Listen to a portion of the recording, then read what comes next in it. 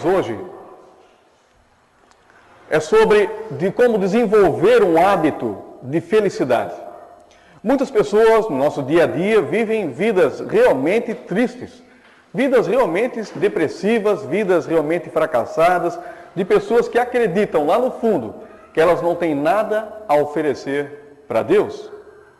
Mas eu tenho uma palavra de esperança para você. Se você está aqui nessa terra e você tem simplesmente o hábito de ler pelo menos um versículo por dia, se você tem o hábito de pelo menos olhar para o céu e dizer, realmente, alguém muito grande fez isso aqui, você já tem algo a oferecer para Deus. Você já tem o seu coração que está sendo oferecido para Deus através das coisas que você está declarando. Você está agradecendo o Criador do Universo pela sua vida, pela vida dos animais, das montanhas, pela vida dos pássaros, enfim, por todas as vidas que você conhece, até mesmo das plantas. Quando você acredita, você confessa a sua gratidão a Deus por isso, então é porque você já tem algo a oferecer para Deus. A felicidade, como eu sempre digo, não é um estado emocional. A felicidade é um estado de espírito. Há uma diferença muito grande em você ser contente ou engraçado e você ser feliz. As pessoas às vezes confundem uma pessoa engraçada, que está sempre contando piada, confundem achando que essa pessoa é feliz. Não. Muitas vezes aquela pessoa que não conta piada, aquela pessoa que é meio quieta, é uma pessoa feliz por dentro. Porque é um estado de espírito, não é um estado emocional. Muitas vezes os contadores de piadas, os estão sempre rindo e brincando, tá certo, estão se motivando e tentando produzir a endorfina dentro do corpo para ficar contentes. Mas muitas vezes, como eu já falei, essas pessoas são pessoas que estão ali precisando apenas que alguém as ouça, precisando apenas que alguém ria das piadas delas. A diferença é que a felicidade é um estado emocional, e é um estado de espírito, não um estado emocional, é que quando eu era criança, eu lembro, às vezes a gente não tinha condições de ganhar um presente, um brinquedo, mas quando ganhava um brinquedo, a gente nem almoçava direito, de tanta euforia e alegria. Se ganhasse uma bicicleta, era 2 dias sem almoçar e sem jantar. Mal comia o café ali, tomava o café, comia alguma coisa e já ia de novo pedalar. Mas na segunda semana, aquilo já não era tão interessante. Aquele pedalar da bicicleta já não era tão interessante. Aquele brincar com o carrinho novinho já não era mais tão interessante. Então, parecia que eu precisava ter uma outra bicicleta, ou um outro brinquedo, ou um outro a fazer, para que eu continuasse a ficar alegre. E isso, hoje em dia, também é a mesma coisa. Muitas vezes nós saímos para comprar alguma coisa, nesse mundo, vamos sair para comprar um carro, e a gente chega em casa eufórico. Eufórico, contente, lava o carro na primeira semana, na segunda, cuida, passa aspirador de pó, não deixa nem ninguém tocar no carro, os cachorrinhos não podem entrar no carro, ninguém pode encostar. Mas depois de 1 mês, 2, depois de 4, 5 meses, a sujeirinha começa a aparecer aqui ou ali e as coisas vão acontecendo. E quando você vê toda aquela alegria e euforia que você tinha quando você comprou o seu carro, acabou em nada. Então é hora de você ir na concessionária comprar outro carro zero? Não. É hora de você conhecer realmente quem é esse Deus que te dá essa felicidade que nada poderá te abalar. Em Neemias, no capítulo 2, no versículo 1, a palavra de Deus diz, no mês de Nissan, no ano 20º do rei Artaxerxes, uma vez posto o vinho diante dele, eu o tomei para oferecer e lhe dei. Ora, eu nunca antes estivera triste diante dele. O rei me disse, por que estás triste o teu rosto, se não estás doente? Tem de ser tristeza do coração. Então temi de sobremaneira. O próprio Neemias ficou com medo, porque descobriu, em outras palavras, que o rei tinha olhado diretamente para dentro do espírito de Neemias.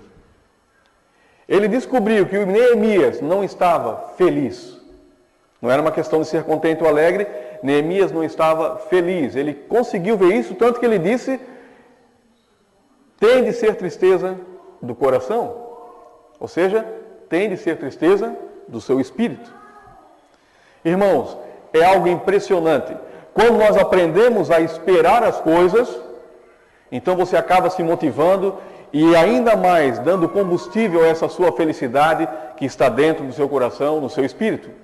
Aprenda a esperar. Muitas vezes, como eu já falei, ficamos contentes por algum momento, e depois queremos outras coisas para que a gente possa realmente ficar mais ainda feliz, mais contente, mas não. A felicidade tem que estar dentro do nosso coração, porque nós temos que estar vendo aquele que é o mais feliz de todos, o nosso Senhor Jesus Cristo, que nos deixou a vida e a abundância, que nos deixou a felicidade, que nos deixou a alegria verdadeira, não a alegria que o mundo oferece, não a alegria que as coisas oferecem para a gente, mas nos deixou a alegria verdadeira, nos deixou o Espírito Santo, para que a gente nunca esquecesse de quem Ele realmente é e das obras que Ele fez e ainda continua fazendo e vai fazer até o fim dos tempos. Acredite nisso, seja feliz interiormente e as coisas que estão de fora começarão a vir até você. Jesus falou, buscai as coisas lá do alto e todo o resto vos será acrescentado. Quando você busca a Deus, o seu carro virá, sua casa nova virá, sua saúde virá, sua família voltará para o caminho, você se tornará uma outra pessoa. Busque primeiro as coisas lá do alto, trabalhe firme, acredite e grandes coisas acontecerão em sua vida. Quando você produz um hábito de felicidade em sua vida, você acaba não falando muitas coisas que você falava. Se você falava palavrão, você deixa de falar. Se você era um reclamador, você para de reclamar, porque você está produzindo um hábito de felicidade. Se você reclamava, agora eu vou criar um hábito de abençoador. Se você era daqueles que pensava que nunca ia conseguir nada na vida, eu vou criar um hábito de acreditar, eu vou conseguir grandes coisas através de Jesus. Se você é daquele que acreditava, que tinha o hábito de falar das suas doenças, mude a chave e diga, eu vou ter o hábito de acreditar que eu estou sendo curado, eu vou começar a abençoar as pessoas com as palavras de vitória e de saúde. Tudo está aqui. O apóstolo Paulo disse, transformai-vos pela renovação da vossa mente, para que entendeis qual seja a boa e perfeita vontade do Senhor. A boa e perfeita vontade do Senhor, em primeiro lugar, é que nós conheçamos realmente o seu Filho, que nós aceitamos Ele como Senhor e Salvador. Segundo lugar, a perfeita vontade do Senhor é que nós não andamos mais numa vida medíocre, triste, desanimada, não servindo como luzeiros do mundo, mas sim como as trevas muitas vezes. Nós somos a luz do mundo. Temos que viver felizes, motivados e sempre acreditando, mesmo que os dias pareçam que estão um caos. Mas acredite, depois da chuva sempre vem o sol. Depois desse tempo que está aí, virá o frio. E depois você verá lua, estrelas e o grande sol e o céu azul. Creia, mesmo que a sua vida esteja em nuvens hoje, nublado, mas o sol está acima das nuvens. O céu está azul lá em cima. E você também tem isso dentro do seu interior. A minha mãe, eu lembro, ela sempre tem o hábito de, quando entrar em casa, tirar o chinelo. Tira o sapato ou o chinelo, assim por diante. E ela criou esse hábito muito forte na vida dela. Então, alguns anos atrás, aquela fase, né, que a mulher começa a trocar da menopausa e tal, acho que os hormônios dão uma enlouquecida, as mulheres que já passaram por isso sabem, né? Ela muitas vezes ia num posto de combustível, quando ela saía do carro, ela tirava o chinelo, tanto hábito. E quando ela entrava no carro, aliás, quando ela saía do carro, quando ela entrava no carro, ela tirava o chinelo e entrava no carro descalço.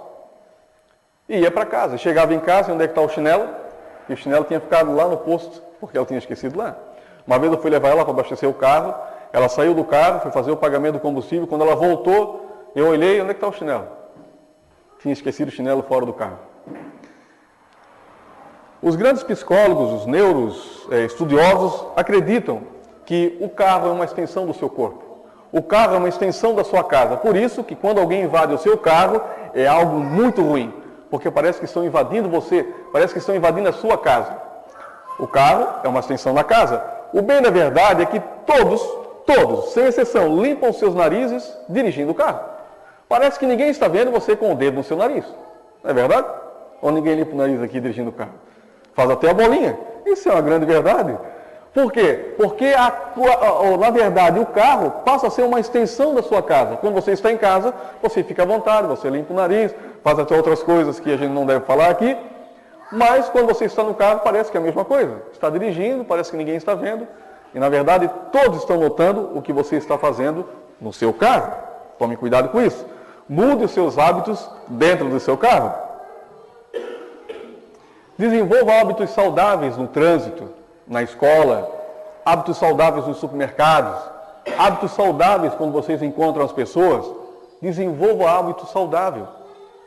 Eu, quando era criança, eu não tive muito esse hábito de estar abraçando as pessoas.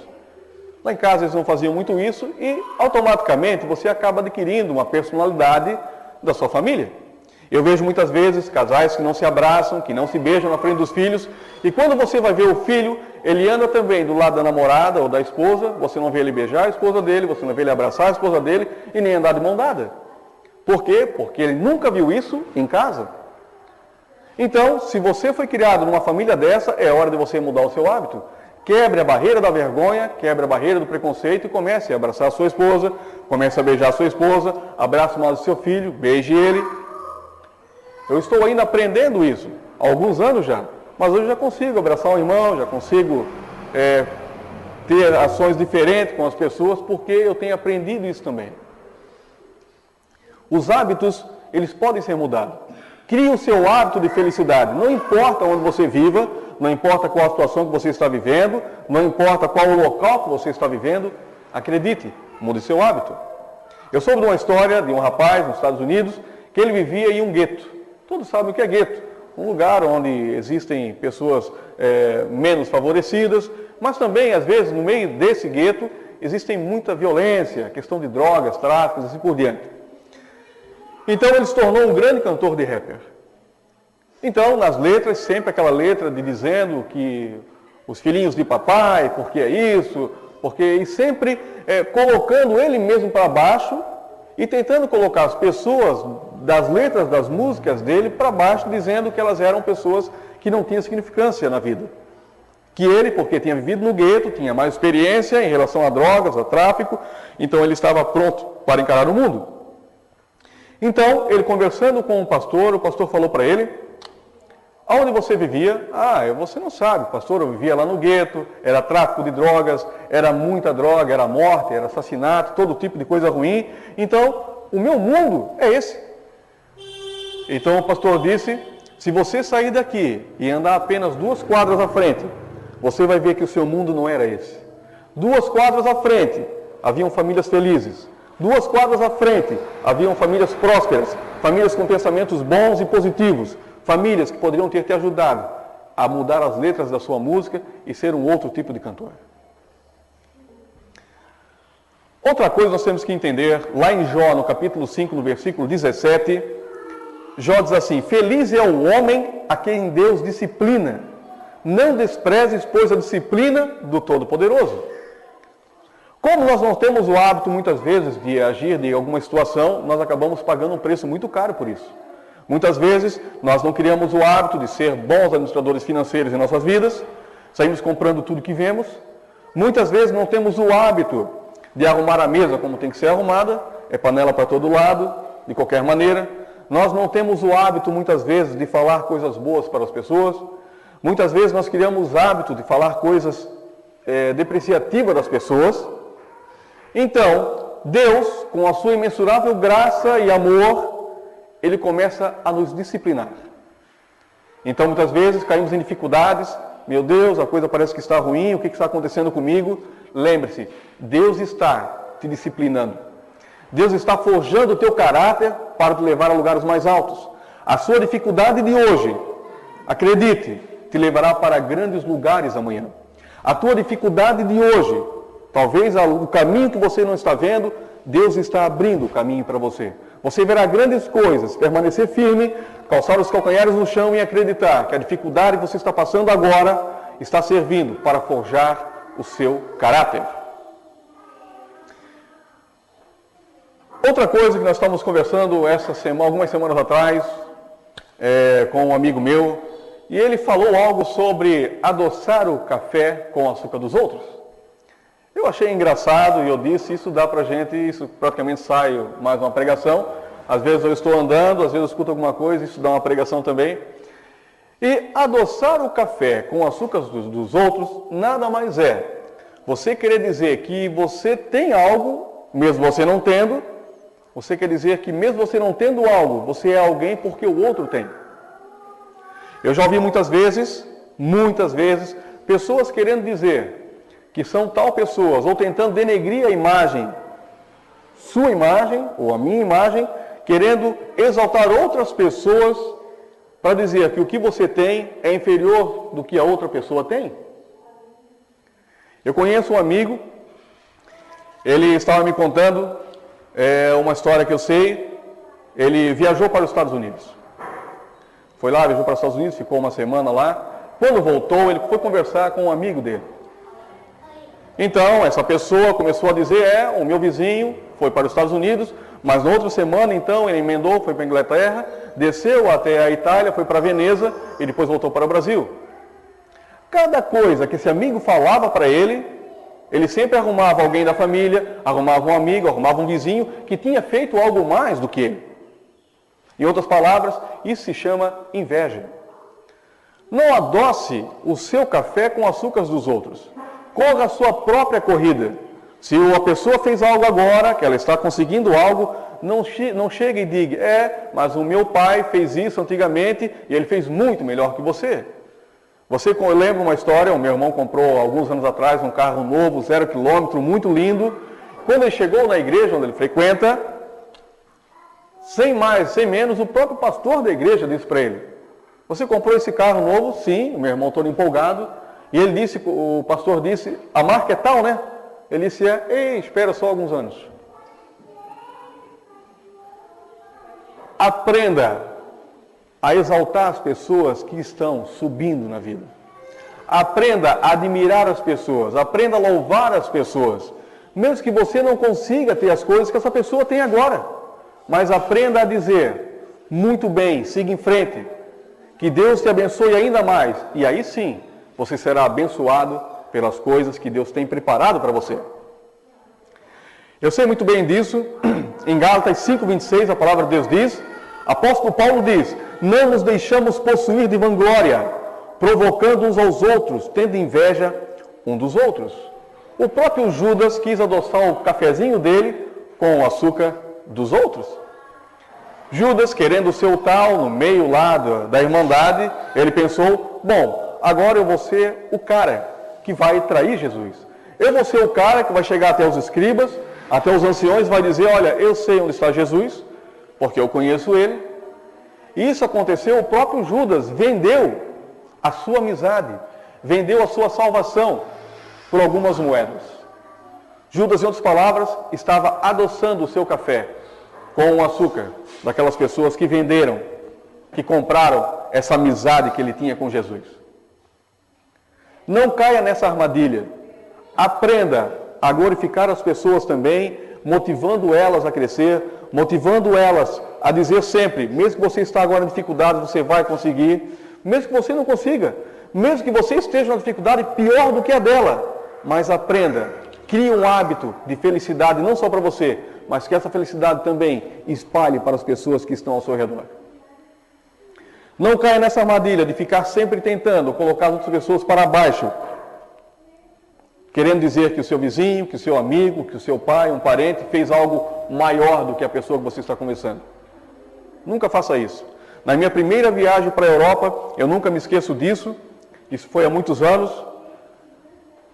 Eu lembro que quando eu voltei, eu estava todo feliz e empolgado. A conversa que saiu era, ele fez as fotos no Photoshop. Ele não esteve lá. Ele fez as fotos no Photoshop, ele não esteve lá. Como que ele consegue ir para a Europa? Como é que ele conseguiu?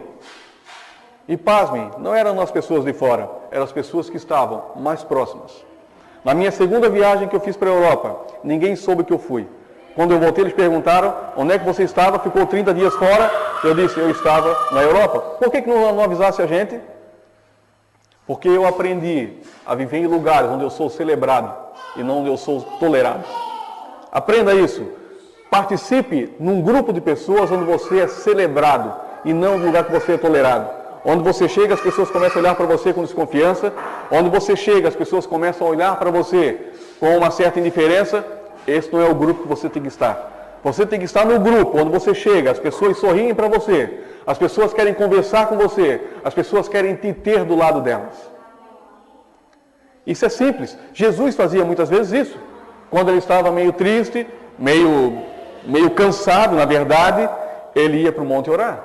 Muitas vezes ele chamava seus amigos para orar com ele, que eram os seus apóstolos. Em Atos, no capítulo 14, no versículo 19, fala: Sobrevieram, pois, os judeus da Antioquia e Icônio, e instigando as multidões, apedrejando a Paulo, arrastaram-no para fora da cidade, o dando por morto. As pessoas não queriam acreditar que Paulo era realmente um servo poderoso de Deus. Eles acabaram apedrejando Paulo. Paulo não ficou triste, não ficou desanimado, não ficou magoado, não ficou lá no chão dado como morto. Paulo levantou, mesmo com todas as dificuldades, fico imaginando eu. Porque quando eles apedrejavam alguém, a pedra era do tamanho da palma da mão. A maior pedra que eles encontravam era a pedra que eles apedrejavam as pessoas. Eu fico imaginando o que Paulo passou, as dores, o sangue que estava correndo, todo machucado, mas ele levantou, calçou os calcanhares no chão e voltou para dentro da cidade. Quando alguém duvidar de você, quando alguém dizer que você não é capaz, então é hora de fazer ainda mais. O próprio Jesus falou, se te fizerem andar 1 quilômetro, ande 2. Se quiserem te tirar a tua túnica, dê também toda a sua roupa. Não deixe que as pessoas fiquem acreditando que você é incapaz. Você é um servo de Deus Altíssimo, você é filho de Deus, você está capacitado para viver aqui nessa terra até o resgate de Jesus. Creia nisso. Deus tem muito mais para você do que você pede ou pensa. Deus é poderoso, é um Pai misericordioso, um Pai que sabe o que os seus filhos querem. O próprio Deus não nos chama de servo. Deus nos chama de amigos. O próprio Jesus não chama o povo dele de servo, chama de amigo. Nós somos mais que servos, nós somos mais que filhos. Nós somos, além de filhos, nós somos amigos de Deus. Em Filipenses 4:4, a palavra de Deus diz, alegrai-vos sempre no Senhor, outra vez digo, alegrai-vos. Se alegre sempre nas coisas de Deus. Se alegra ao olhar uma montanha, se alegra ao olhar o céu, se alegra ao olhar as pessoas felizes, se alegra ao olhar os seus filhos, ao olhar os seus animais em casa, se alegre. Em tudo dai graças, diz a Bíblia. O apóstolo Paulo falou, por tudo dai graças. Lembre-se, Paulo disse também, que tudo coopera para o bem daqueles que amam a Deus. As dificuldades também cooperam, as coisas boas também cooperam. A dificuldade que você está passando agora está cooperando para grandes coisas no futuro. Não deixe o que as pessoas digam para você que você não vai conseguir. Você é o que Deus diz que você é e não o que as pessoas dizem que você é. Você é muito mais, é capacitado, é ungido, é próspero. Você é feliz porque você crê no Deus que realmente criou essa terra e criou a humanidade. Quem criou as palavras, diga amém. Amém. A palavra de Deus diz em Números 6:24, o Senhor te abençoe e te guarde, o Senhor faça resplandecer o seu rosto sobre ti e tenha misericórdia de ti. O Senhor sobre ti levante o seu rosto e te dê a paz. Aplauda Jesus. Vamos ver, agora que você ouviu a nossa pregação, eu quero convidar você a aceitar Jesus como Senhor e Salvador da sua vida. Jesus morreu há 2.000 anos atrás, enviado por Deus, para que você fosse livre hoje dos pecados. Então, você pode orar comigo? Senhor Jesus, eu me arrependo dos meus pecados, eu sei que Tu estás comigo em todo o tempo, eu Te aceito como meu Senhor e Salvador, porque eu sei que não existe nada neste mundo que eu não possa fazer, se eu estiver contigo. Eu acredito que você fez essa simples oração, acreditando no que diz Romanos 10:9, que se confessares a Jesus como Senhor e creres que Deus o ressuscitou dentre os mortos, então você será salvo. Creia nisso, que você hoje é um novo homem, é uma nova criatura. Em nome de Jesus, quero toda a felicidade do mundo para você, quero a sua esperança e a sua paz renovada, para que você seja grande também aqui nessa terra. Em nome de Jesus, é isso que eu desejo. Nosso muito obrigado e até a próxima.